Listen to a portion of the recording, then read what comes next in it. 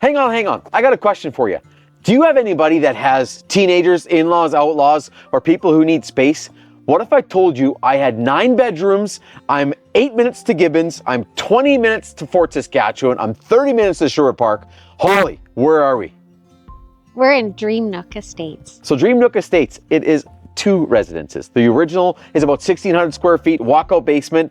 There is another residence, oh my God, about 1,000 square feet, yeah? Yep, yeah, about that. And then tell me about the yard. What's going on here? There, got some animal space? Yes, it's the ideal hobby farm here. You've got several outbuildings with thoughtfully planned out dig-proof fence, like where it's down into the ground. So Okay, yeah. dig in there and Animals aren't getting out.